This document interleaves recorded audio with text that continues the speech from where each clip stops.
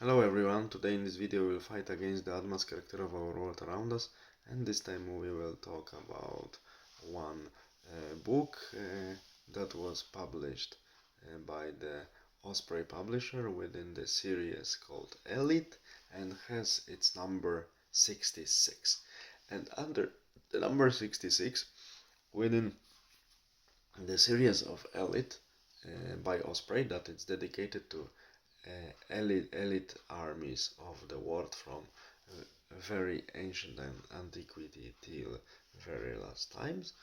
And there is a book about Spartan army, and the author of this book is a British military ancient historian working currently in Gdańsk, Poland, Mr.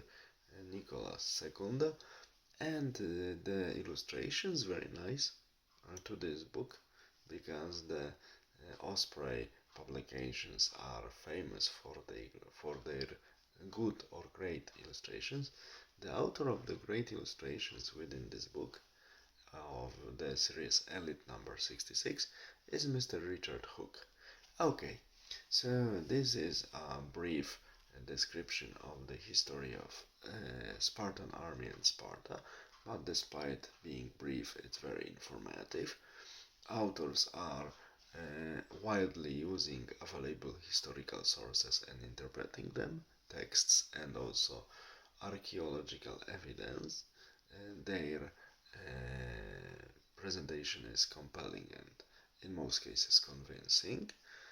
Very nice description of the armor, clothes, their changes as much as we can track it on the basis of the historical record.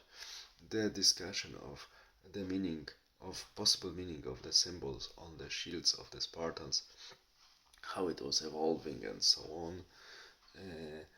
What's the origin of their armor, if it's possible to state it, and many other things.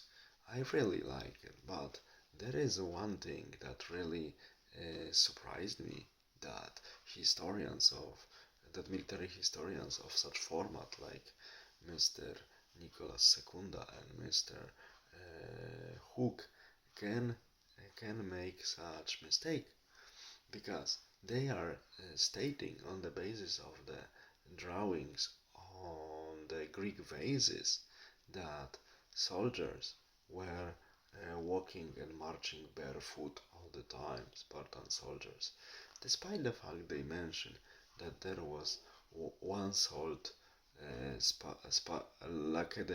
Lacedaemonian shoe, so Spartan shoe, but they claim that as youngsters who were undergoing state education, agoge, were walking barefoot to make their foot tougher, they are claiming, extrapolating this interpretation into adult mature warriors of Spartan army, that they were walking without shoes even in the winter. Of course, they are trying to find some references in the sources, but when one reads it, it's written that soldiers of Cryptia were walking barefoot, but soldiers of Cryptia were still younger Spartans who were sent to the province to monitor behavior of helots. But adult warriors, I'm sure that they were using shoes, because without it, their value, their military value, would simply decrease because of the changing weather and changing surface on which they were marching for long days. Yes, so this is a weak point. I really cannot understand how it can happen, but very important part of this book I really prize, just to balance my opinion, is that when Mr. Secunda is describing the organization of the Spartan army, he is presenting on the basis of the sources his point of view, but he mentions also a book of his countryman Mr. John Lazenby, book entitled The Spartan Army, and he mentions that Mr. Lazenby presents many different opinions than his own. So this is very major, very major scholarly approach to the problem, that we do not present our views as the only one, real ones, and as the only one worth knowing.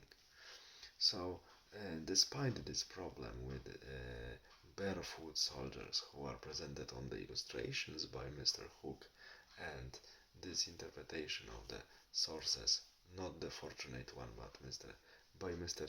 Nicolas Secunda, this is a very good introductory text with beautiful illustrations for the beginners, especially who want to start their great adventure with the military of the ancient world. And I really appreciate that such publications are widely available by the very famous and deserving a lot of prize publisher called Osprey. All the best. Have a nice day. Bye.